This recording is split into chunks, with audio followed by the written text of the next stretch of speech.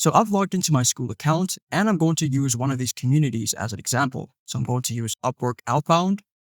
So in these communities, documents, videos, pictures are going to be shared on the site. But there's one thing that you need to seriously keep in mind.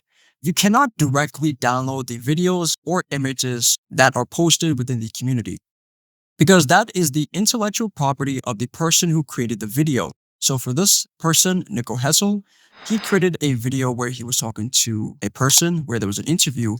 You can watch the video, but you cannot directly download it and keep it to yourself.